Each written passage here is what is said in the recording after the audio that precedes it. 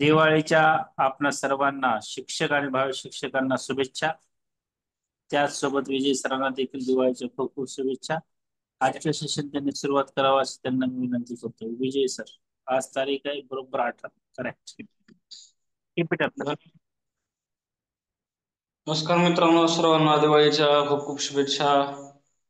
सर्व शिक्षक व भावी शिक्षकांना ही दिवाळी आनंदाची जाओ. कालच्या सेशनमध्ये आपण क्रियापद हा टॉपिक बऱ्यापैकी घेतला होता आणि त्यामध्ये आपण साधित क्रियापद सुरू केले होते. या साधित क्रियापदामध्ये एक झालं होतं आपलं. त्यामध्ये नामसाधित क्रियापद झालं होतं. म्हणजे नामापासून बनलेले जे काही क्रियापद आहेत. नमस्कार दीपक सर, नमस्कार. जे क्रियापदाचे प्रकार आहेत त्यात नामापासून बनलेला जो क्रियापदाचा प्रकार आहे तो काल आपण घेतला होता. त्यामध्ये पाणावले, हातावले, डोकावले, झोपावले या वेगवेगळ्या झोपावले नाही सॉरी झोपणे ही क्रिया आहे. असे वेगवेगळे क्रियापद आपण कालच्या सेशन मध्ये घेतले होते नामसाधित क्रियापदामध्ये. आज आपल्याला दुसरा साधित क्रियापदाचा जो प्रकार आहे. साधित म्हणजे साधलेला, निर्माण केलेला, तयार केलेला. ठीक आहे. यामध्ये विशेषण साधित क्रियापद आपल्याला आज बघायचे. विशेषणापासून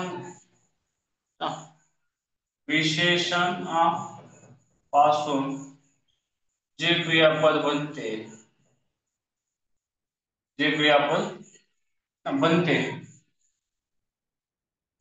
ते विशेषण साधित असते. ते विशेषण साधित असते. म्हणजे एखादं क्रियापद हे विशेषणापासून बनलेलं आहे. विशेषण म्हणजे नामाची माहिती सांगून नामाची व्याप्ती माहित करणारा जो विकारी शब्द असतो त्याला आपण विशेषण म्हणतो. उदाहरणार्थ आपण बघूया. एक मिनिट.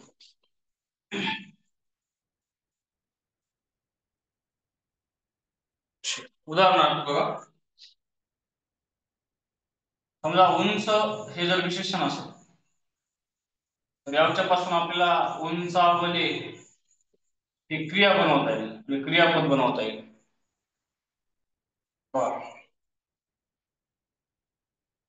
आज झेंडा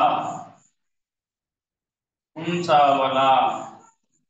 उंच या विशेषणापासून आपण इथं क्रियापद बनवले. उंचावले हे क्रियापद या ठिकाणी बनलेले. दुसरं एखादं विशेषण जर आपण घेतलं तर आपल्याला माहिती सर्वांना एक हे संख्या विशेषण आहे आणि या एक संख्या विशेषणापासून आपल्याला क्रियापद बनवता येते. फॉर एक्झाम्पल आपण जर म्हणलं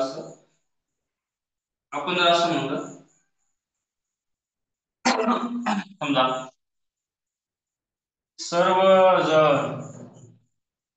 सर्वजण एकवटले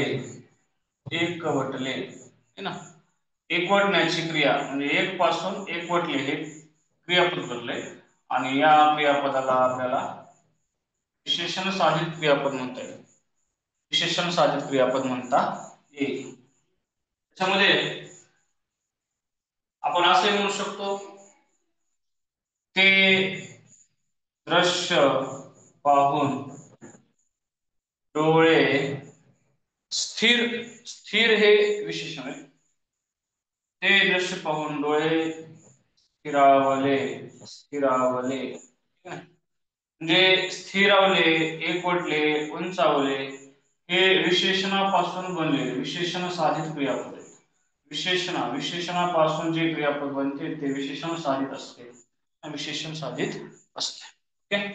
साधित क्रियापदामध्ये नाम साधित झालं आणि विशेषण साधित झालं. आज पुढचं घेऊया. समजलंय का हे? विशेषण साधित क्रियापद समजलं का? विशेषण साधित क्रियापद समूलक. कमेंट बॉक्स चालू आहे ना?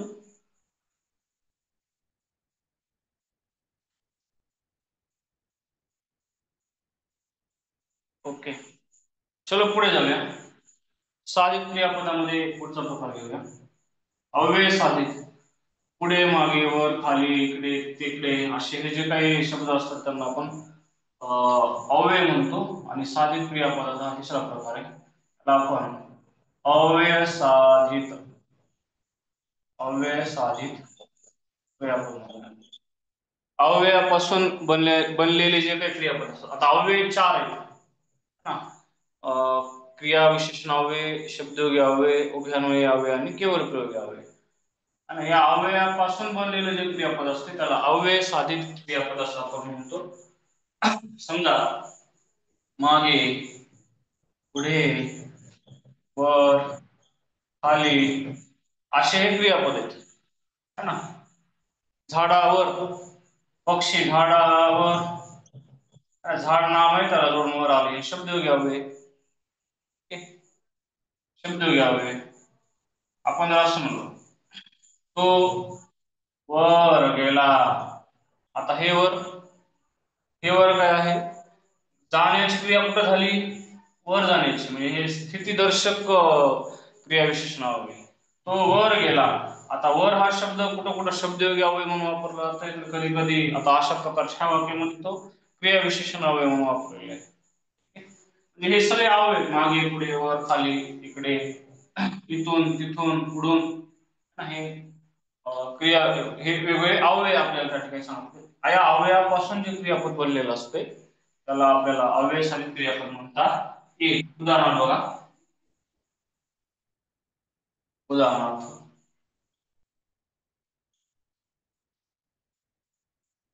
अज्ञानामुळे लोक मागासली. मागेपासून मागासली क्रियापद. या मागासली क्रियापदाला आपल्याला अव्यय साधित क्रियापद म्हणता येईल. मागासली हे जे क्रियापद आहे हे मागे या अव्ययापासून बनलेलं आहे. एक क्रमांकाचं वाक्य. दुसरं वाक्य घेऊया, हे मागे या अव्ययापासून अव्यय साधित क्रियापद बनलेले मागासली. पुढे, त्याची तब्येत खालावली है ना. खाली या अव्ययापासून, खाली या अव्ययापासून खालावली हे अव्यय साधित क्रियापद या ठिकाणी तयार झालेले आहे. त्याच्यानंतर आपण आणखी एक वाक्य घेऊया, म्हणजे 3-4 वाक्य घेऊया आपण. त्याच्यानंतर आपण आता खालावली, मागासली बघा. आजकाल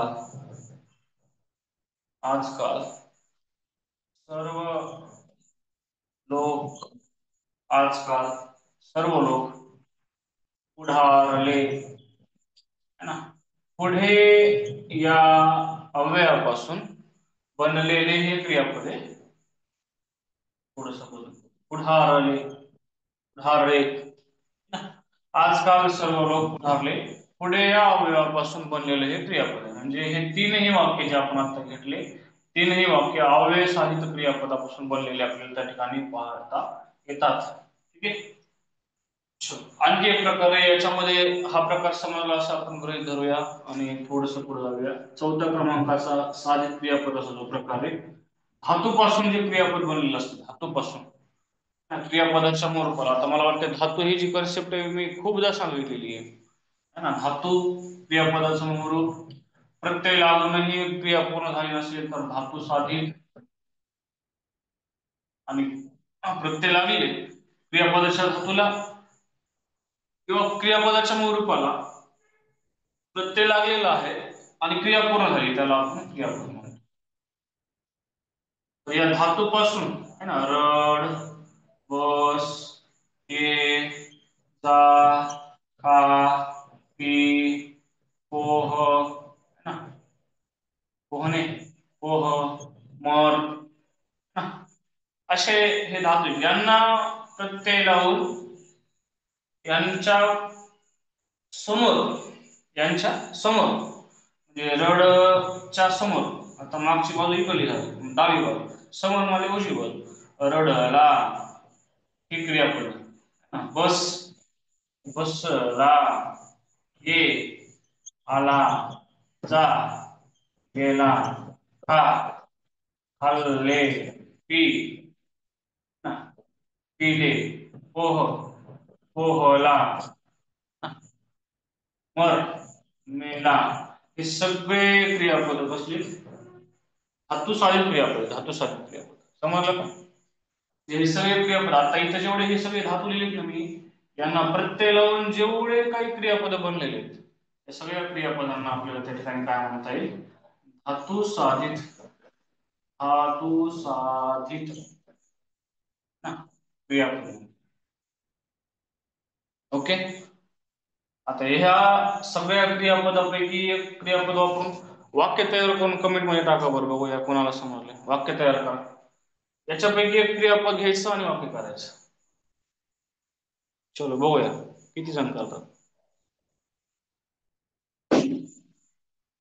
चलो बघू, करा बरं वाक्य.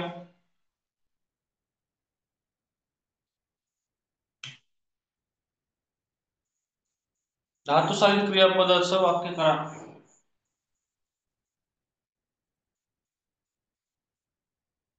तो रडला. बर.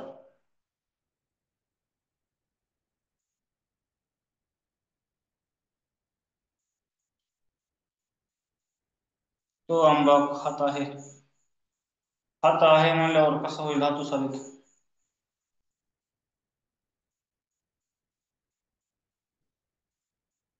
त्यांनी आंबे खाल्ले. बर. हा चलो अजून.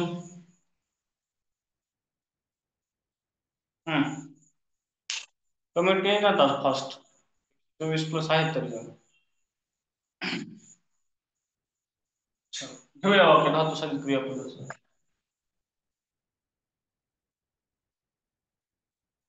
धातुसाधित तो पोहायला गेला. बर. चलो उदाहरण.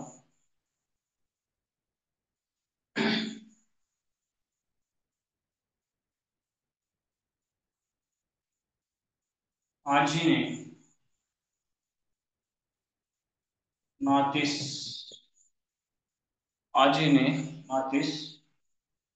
गोष्ट सांगितली. सांगितली हे क्रियापद आहे. याचा मूळ धातू आहे सांग. चल अजून एक.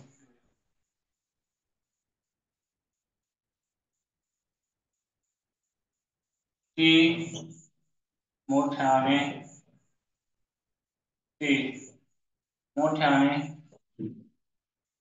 हसली. या वाक्यातील क्रियापदाचा मूळ धातू आहे हस, है ना. मुलीने गाणे म्हटले. बर चालते. मुलीने गाणे म्हटले. बर अजून आणखी घेऊया.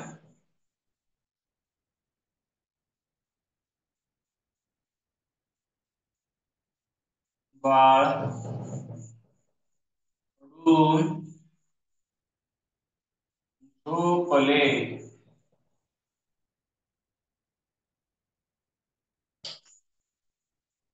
या वाक्यामध्ये रडून काय आहे सांगा बरं.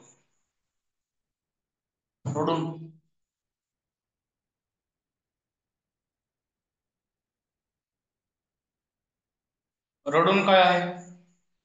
आज कमेंट फास्ट आहे ना गेलो. या वाक्यामध्ये दिलेल्या वाक्यामध्ये आधुनिक केलेला शब्द काय आहे?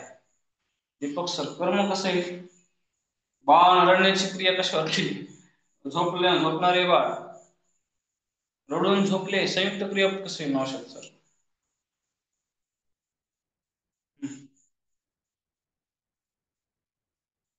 क्रिया विशेषण. बरोबर आहे. माले साधनं टाकलं बरोबर. झोपण्याची क्रिया होईल. कसा झोपलाय?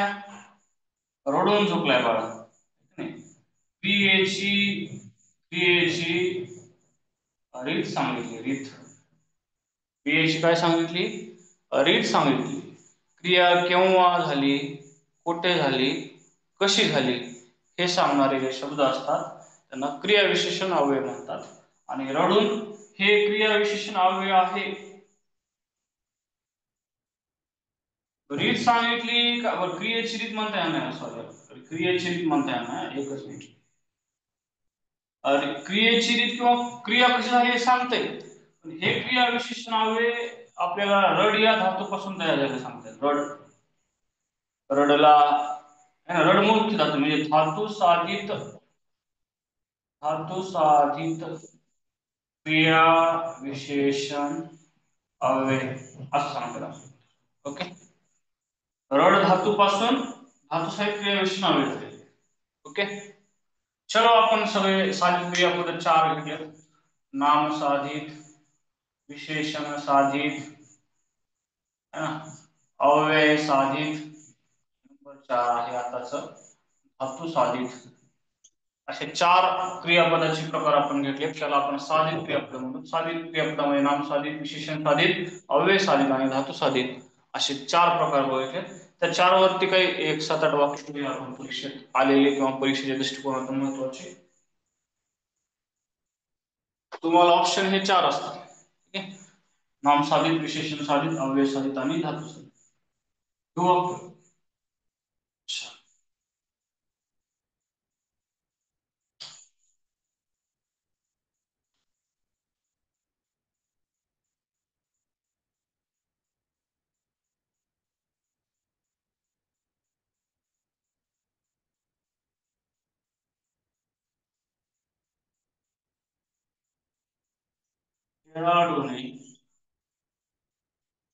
खेळाडूने चेंडू लाथाळला.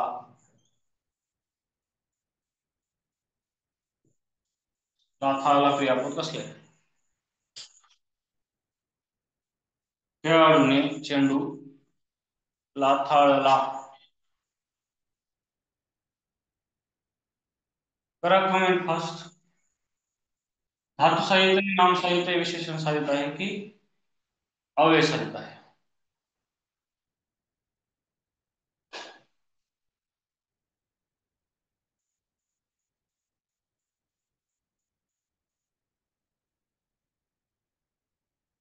अव्यय कसे?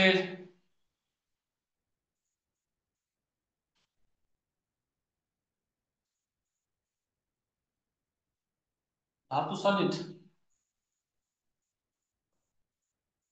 चला बघूया. लाथ हे नाम आहे ना. लाथ काय आहे? नाम आहे. नाम साधित, नाम साधित, नाम साधित. अच्छा, दुसरा वाक्य.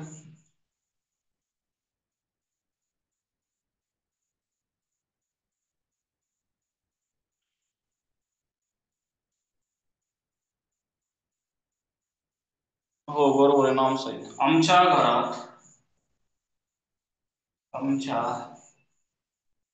घरात नवीन टीव्ही आणला. क्रियापदाचा प्रकार सांगायचा. आमच्या घरात नवीन टीव्ही आणला. ओके. विराशाने उत्तर टाकलं बाबा. ओके. प्रणव सरने पण टाकलं. विशेषण कसं येईल? औषध सर थोडं बघा ना. आण हा धातू आहे. आण, आणणारा, आणला. आणला क्रियापद आण या धातूपासून बनलंय म्हणून हे क्रियापद आहे धातू साधित. धातू साधित. ओके. चला पुढचं वाक्य होऊया.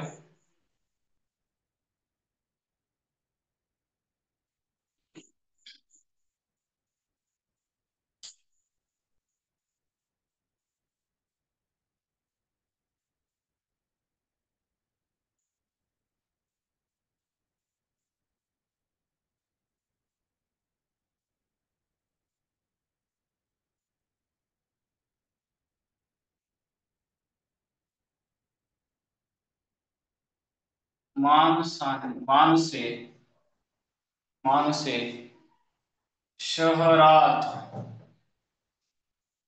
शहरात माणसे शहरात विसावली विसावली. हम्म.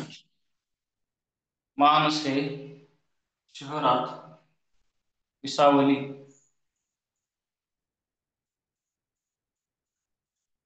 माणसे शहरात विसावली.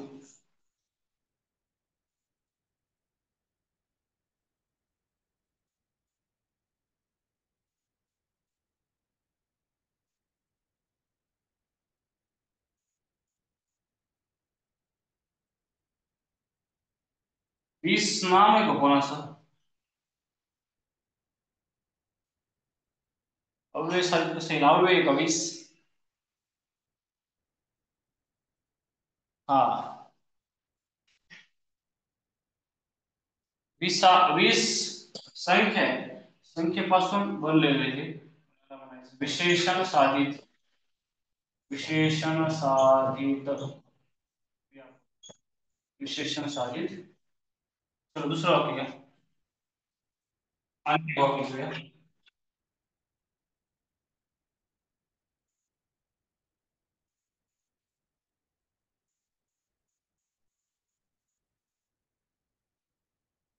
त्याने त्याने त्यांच्या कडे त्याने त्यांच्याकडे डोकावला डोकावला. हा. डोकावला. हम्म. डोके या नामापासून नामसाधित नामसाधित क्रियापद बनलेले. नामसाधित क्रियापद. ओके. चला पुढचा प्रकार घेऊया. साधित क्रियापद सोपी पॉइंट टाका. थोडासा वेगळा प्रकार आहे प्रयोजक क्रियापद. प्रयोजक क्रियापद हा जो क्रियापदाचा प्रकार आहे हा 9व्या क्रमांकाचा क्रियापदाचा प्रकार. एवढे क्रियापद आपण बघितलेले आतापर्यंत. प्रयोजक क्रियापद फार सोपे आहे. प्रयोजक क्रियापद फार सोपे आहे. स्पॉन्सर ज्याला आपण म्हणतो. बघा प्रयोजक क्रियापदामध्ये एक उदाहरण सांगतो आणि नंतर त्याचा अर्थ तुम्हाला लक्षात येईल. बघा मुलाला किंवा मूल हसले या वाक्यामध्ये हसणारं मूल आहे आणि ते स्वतः हसायले. हस क्रियापद आहे आणि असंच वाक्य थोडस कन्वर्ट करून दिलं तर बघा आई मुलास हसवते. आता इथं मुलगा हसायलाय पण त्याला आई हसवते. मुलगाच क्रिया करायला आहे पण ती क्रिया करायला आई त्याला भाग पाडायली. म्हणजे दिलेल्या वाक्यामध्ये 2 नंबरच्या वाक्यामध्ये जी क्रिया घडलेली त्या घडलेल्या क्रियेमध्ये बाह्य घटक प्रेरित करायला लागलाय आणि म्हणून या क्रियापदाला आपल्याला प्रयोजक क्रियापद म्हणावं लागेल. कर्ता स्वतः क्रिया करत नाही त्याला क्रिया करायला लावायला कोणतरी.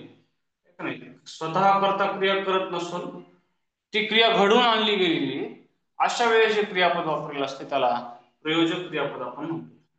दिलेल्या वाक्यामध्ये जर आपण बघितलं तर या वाक्यात क्रिया करण्याची प्रेरणा मुलाला आईकडून मिळालेली आहे ना. क्रिया करायची प्रेरणा कोणाकडून तरी जेव्हा मिळत असते तेव्हा ते जे क्रियापद तयार झालेलं असते वाक्यामध्ये तेव्हा त्या क्रियापदाला प्रयोजक क्रियापद म्हणायचं. समजलं का? येस और नो कमेंट करा. समजलं का? ओके. चलो बघा घेऊ आणखी वाक्य. आत्ताच्या वाक्यामध्ये आई प्रयोजक होती आणि कर्ता मुलगा होता. घेऊया उदाहरण.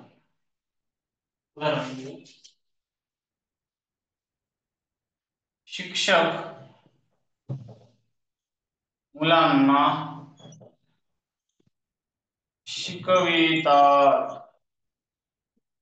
शिक्षक मुलांना शिकवितात. मुलं शिकायलेत, मुलांना शिकवले कोण? शिक्षक. आणि शिकणारे कोण आहेत? मुले आहेत. आणि या मुलांना शिकवायचं काम कोण करायले? शिक्षक करायले. ठीक आहे. हे जे क्रियापद आहे हे क्रियापद कसले? प्रयोजक क्रियापद आहे. प्रयोजक क्रियापद. प्रयोजक क्रियापद. ओके. दुसरं वाक्य घेऊया.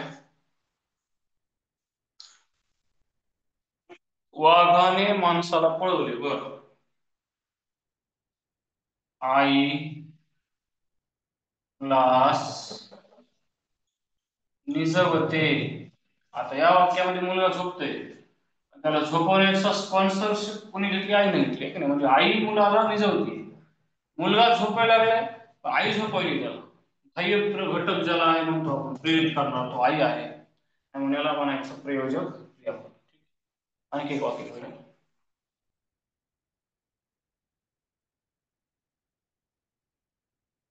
अक्षय अक्षय अक्षय मित्रास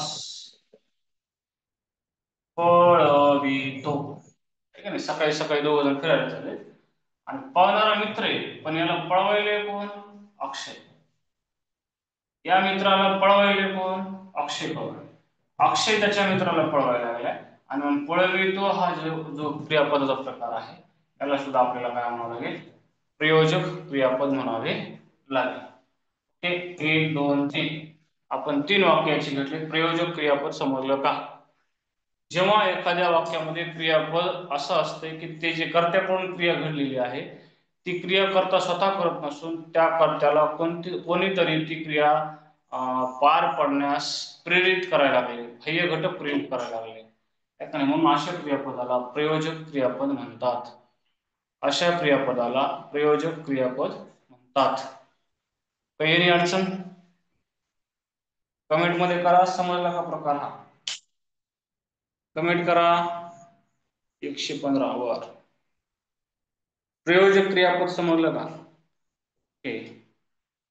कमेंट करायला कंजूशी करू नका. एखादी कन्सेप्ट समजली तुम्हाला तर यस म्हणा किंवा नो म्हणा. जास्तीत जास्त जर कमेंट आल्या समजले तर मग आपल्याला पुढचा पॉइंट घेता येईल. ठीक आहे. सर्वांनी कमेंट करत चला. चलो पुढचा प्रकार घेऊया आपण.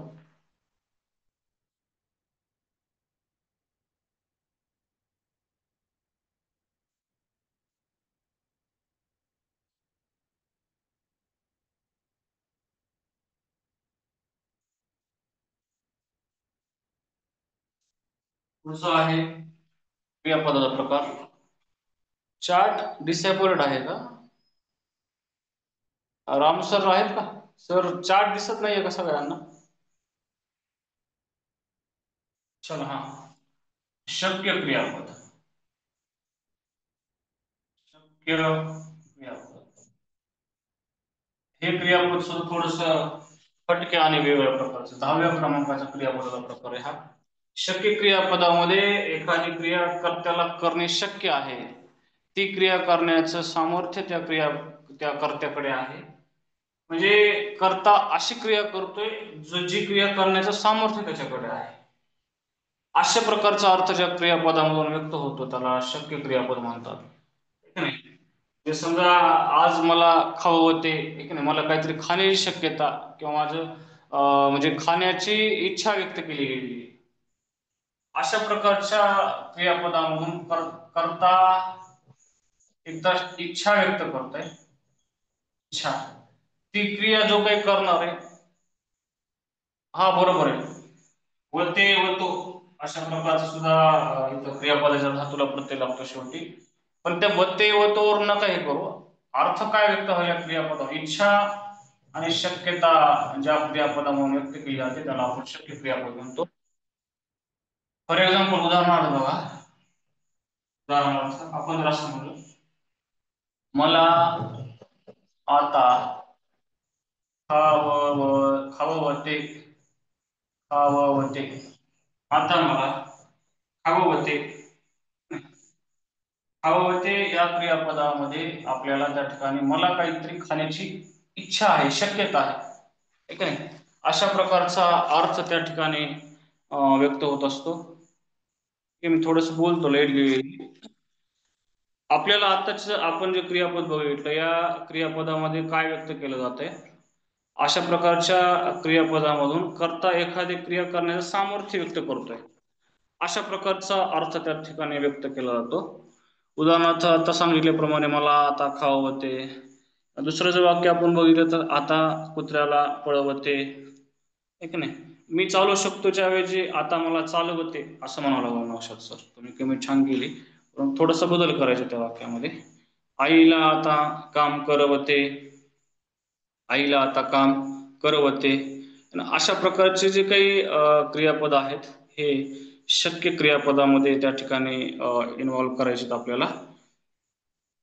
बऱ्याचदा आता मॅडमने एक कमेंट केली होती की शक्य क्रियापदाचा जो काही धातू असतो. हो, लाईट गेली रेश्मा मॅडम, थोडस ऍडजस्ट करा. हा, प्रयोजक आणि शक्य यातील फरक कसा ओळखायचा सांगतो. आताच्या वाक्यामध्ये जर आपण बघितलं काय की मला आता खावते किंवा आईला आता काम करवते, आहे का नाही. आता जसं एक वाक्य आपण घेतलं होतं, खावते, पळवते किंवा करवते, आहे ना. शक्य क्रियापदाच्या मूळ धातूला वतो आणि वते हे प्रत्यय लागत असतात. प्रयोजक क्रियापदामध्ये क्रिया करणारा जो कर्ता असतो तो स्वतः क्रिया करत नाही, त्याला क्रिया करण्यासाठी भाग पाडलं जाते, त्याला क्रिया करण्यासाठी भाग पाडलं जाते. आणि शक्य क्रियापदामध्ये स्वतः कर्त्याला एखादी क्रिया करण्याची शक्यता त्या ठिकाणी त्याच्यामध्ये तयार झालेली असते, किंवा ती क्रिया करण्याचं सामर्थ्य त्याच्यामध्ये निर्माण झालेलं असतं. हा फरक आहे दोन्ही मधला, जो की शक्य क्रियापद आणि प्रयोजक क्रियापदामध्ये बघा ना, बघा मुलगा स्वतः रडतोय का, आहे ना. म्हणजे स्वतः मुलगा त्या ठिकाणी जर आपण बघितलं एखादी क्रिया करत असेल तर ती वेगळी कन्सेप्ट आहे. परंतु एखादं लहान लेकरूच जी क्रिया करायला ती त्याला कोणतरी करायला लावत असेल, आहे का नाही, तर अशा वेळेस त्या ठिकाणी प्रयोजक क्रियापद असते. आता उदाहरणार्थ बघा ना, आई मुलाला निजवते, आहे ना. बाळ स्वतः झोपत नाही, आई त्याला निजवत आहे, म्हणजे त्या ठिकाणी स्पॉन्सर आई झालेली आहे. आईकडून ती क्रिया पार पाडण्यासाठी प्रेरित केलं गेलेलं आहे मुलाला. हा फरक आहे शक्य क्रियापद आणि प्रयोजक क्रियापदामध्ये. ठीक आहे, मला वाटतं आपण जवळपास 10 ते 11 अशा प्रकारचे क्रियापद घेतलेले आहेत. आता एक क्रियापद असं आहे मित्रांनो, अनियमित क्रियापद आहे. आता अनियमित क्रियापदामध्ये कसं असते, एखाद्या वाक्यामध्ये अशा प्रकारचं क्रियापद वापरलेलं असते की याच्यामध्ये निश्चित धातू सांगता येत नाही. जसं की आपण बस, ये, जा, रड, है ना, खा, पी, अशा प्रकारचे धातू सांगतो क्रियापदाच्या मूळ रूपामध्ये.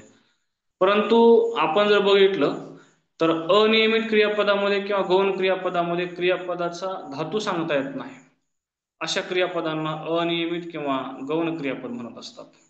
उदाहरणार्थ आहे, नाही, नव्हे, पाहिजे, नको, नलगे, है ना. म्हणजे आता बघा ना, मला पुस्तक पाहिजे, मला पुस्तक पाहिजे, या वाक्यामध्ये पाहिजे क्रियापद आहे, पण पाहिजे या क्रियापदाचा मूळ धातू सांगता येत नाही, है ना. मला पुस्तक पाहिजे या वाक्यामध्ये जर आपण बघितलं तर पाहिजे हे क्रियापद जर असेल तर पाहिजे क्रियापदामध्ये कोणता धातू दडलेला आहे, म्हणजे धातू सांगता येत नाही या क्रियापदाचा. अनियमित क्रियापदामध्ये वापरल्या गेलेल्या क्रियापदाचा मूळ धातू सांगता येत नाही, आणि म्हणून अशा क्रियापदाला आपण गौण क्रियापद म्हणत असतो. अनियमित क्रियापद आणि गौण क्रियापद या दोन्ही क्रियापदाचा एकच अर्थ आहे, म्हणजे एकाच क्रियापदाची दोन नाव आहेत.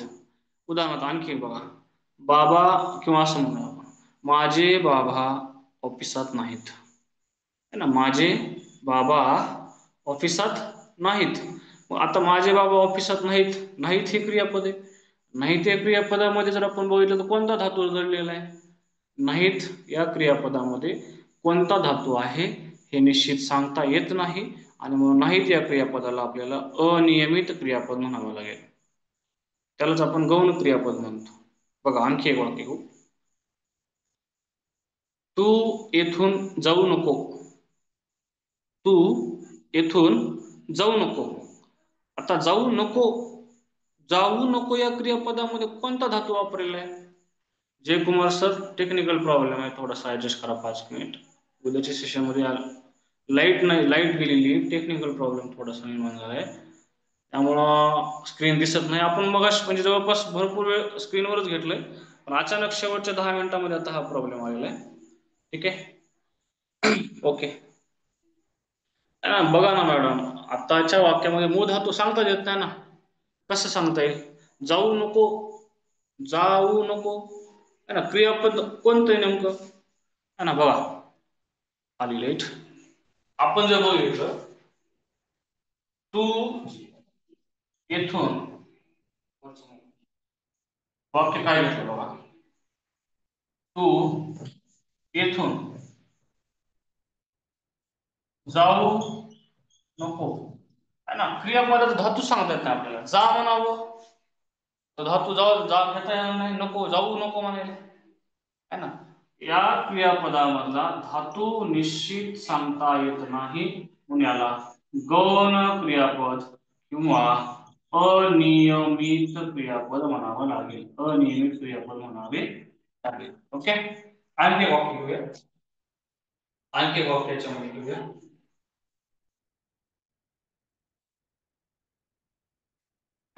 बघा, आपण जर असं म्हणतो, खोटे बोलू नको, आता काय धातू या क्रियापदामध्ये सांगता येत नाही निश्चित. आणि ज्यावेळेस एखाद्या वाक्यातील क्रियापदाचा मूळ धातू सांगता येत नाही, त्याला अनियमित किंवा गौण क्रियापद त्या ठिकाणी म्हटले जाते. अनियमित किंवा गौण क्रियापद त्या ठिकाणी म्हटले जाऊन ये असं असेल तर जाऊन ये, तू तेथे जाऊन ये, नाही ना सांगता येणार. अनियमित क्रियापद हे पण. ठीक आहे. तू तेथे जा म्हणल्यावर आता ठीक आहे, जा म्हणल्यावर जा हे क्रियापद आहे, मूळ धातू जा म्हणतो. चलो, समजलं का. अनियमित क्रियापद, अनियमित क्रियापद, शक्य क्रियापद आणि प्रयोजक क्रियापद, हे 3 क्रियापद समजले का. चला एक वाक्य घ्या, तिन्ही पैकी कोणत्या प्रकारचं वाक्य ते सांगायचे. गणू बाबांना, बाबांना चालवितो, सांगा बरं. शक्य आहे, प्रयोजक आहे, अनियमित आहे, कोणतं क्रियापद आहे यापैकी. नाही मग कोणत्या तरी सरांनी, मग लक्षात नाही नाव, त्यांनी विचारलं होतं प्रश्न की प्रयोजक मध्ये आणि शक्य मध्ये काय फरक आहे. आता बघा याच्यामध्ये थोडस डबल सांगतो.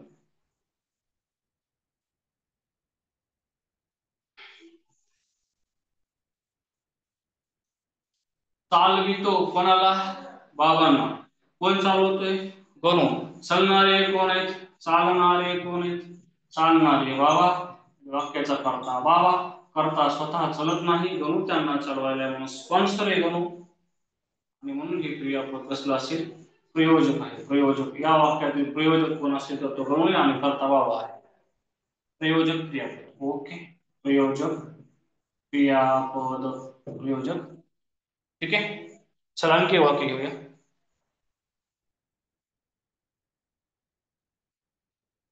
असेच वाक्य जर आपण शक्य क्रियापदामध्ये कन्वर्ट केलं तर कसं, बाबांना चाल, बाबांना चालवते, बाबांना चालवते. चालवते म्हणजे त्यांना चालण्याची शक्यता, त्यांच्यामध्ये सामर्थ्य निर्माण झाले चालण्यास. हे कसले क्रियापद असणार आहे, शक्य क्रियापद असणार. हे कसले क्रियापद असणार आहे, शक्य. हा, हे आहे शक्य क्रियापद. ठीक आहे. समजलं का, दोन्ही मधला फरक समजला का. आता एक वाक्य असं असते की ज्या वाक्यामध्ये कर्ता नसतो आणि कर्ता हा क्रियापदामध्ये दडलेला असतो, क्रियापदामध्ये दडलेला असतो.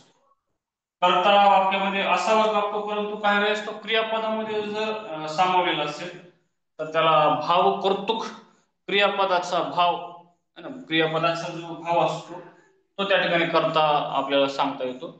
बघा, त्याला म्हणायचं भाव कर्तृक क्रियापद.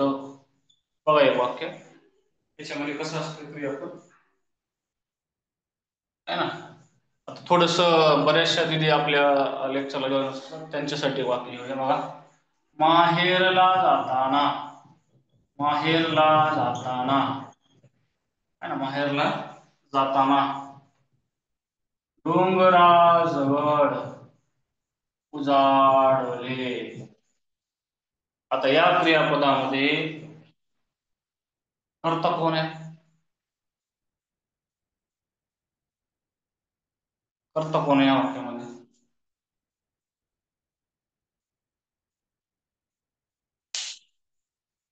कर्ता कोण आहे?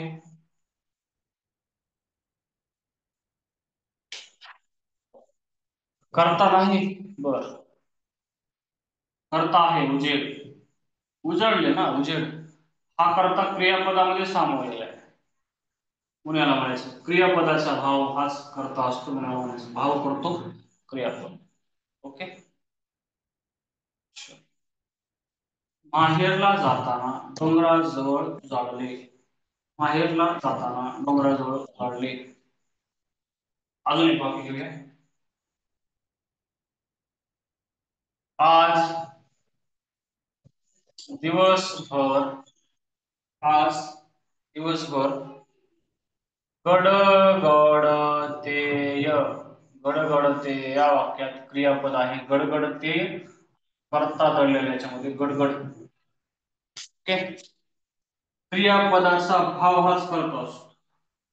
मला याला म्हणायचं क्रियापदाला या भाव कौतुक क्रियापद, भाव कौतुक क्रियापद. ओके. तर आजच्या सेशनमध्ये क्रियापदाचे सर्व प्रकार या ठिकाणी संपलेले आहेत. उद्याच्या सेशनमध्ये आपण नवीन टॉपिक घेऊया. त्याच्यामध्ये काळ, ज्याला आपण म्हणतो काळ शिकवलाय तसं तर मी त्या दिवशी रीती वर्तमान काळ, रीती भूतकाळ आणि रीती भविष्य काळ हे तिन्ही काळ आपण त्या दिवशीच्या सेशन मध्ये घेतले होते. परंतु साधा वर्तमान काळ, साधा भूतकाळ आणि साधा भविष्य काळ हे काळाचे महत्वाचे प्रकार आहेत. पूर्ण भूतकाळ, पूर्ण वर्तमान काळ. काळावरती थोडासा बराचसा पार्ट घेऊया आपण उद्या. उद्याचं संध्याकाळचं सेशन बहुतेक माझं व्हायचं नाही. उद्या आपण 2 तास जीएस घेणार आहे. जीएस सामाजिक शास्त्रामध्ये जिओग्राफी, जिओग्राफी घेणार आहेत. तुमच्यापैकी बरेच जण उद्या, मी सरांना टाइम सांगितलं 2 ते 4. हो सर, आम्ही नवीन आहे. ओके. उद्याचं सेशन जीएस सामाजिक शास्त्राचं 2 ते 4 या वेळेमध्ये मी सरांना सांगितलंय माझा टाइम. आता सर ठरवतील किती वाजता द्यायचे. म्हणजे दुपारच्या टायमिंग मध्ये आपण घेऊया भूगोल, महाराष्ट्राचा भूगोल सुरू करूया. 2 तास सेशन होईल. साधारणतः 45 to 25 म्हणजे 45 डबल म्हणजे पावणे 2 तासच्या आसपास आपण पावणे 2 तास 2ला चालू करून पुढं जिओग्राफीचं लेक्चर घेऊयात. पण टायमिंग मध्ये काही चेंजेस केला तर तुम्हाला ग्रुपवरती तसं नोटिफिकेशन मिळेल. आणि तुमच्यापैकी आता जवळपास बरेचसे 102 100 प्लस जण ऍड आहेत. तुमच्यातले बऱ्याच जणांनी उद्याचं सेशन जर जॉईन केलं तर तुम्हाला सामाजिक शास्त्रामधला महाराष्ट्र भूगोल बराचसा जो काही आपण आहे, उद्या पूर्ण भूगोलचं सिलेबस आणि नवीन टॉपिक चालू करूया आपण उद्या. महाराष्ट्र प्राकृतिक, त्याच्यामध्ये महाराष्ट्र प्राकृतिकचे 3 घटक पडतात. कोकण असेल, सह्याद्री असेल आणि महाराष्ट्र पठार. तो पूर्णपणे उद्याच्या सेशन मध्ये आपण घेऊया. ठीक आहे. ओके, धन्यवाद. सर जर असतील ऑनलाईन तर सर बोलतील.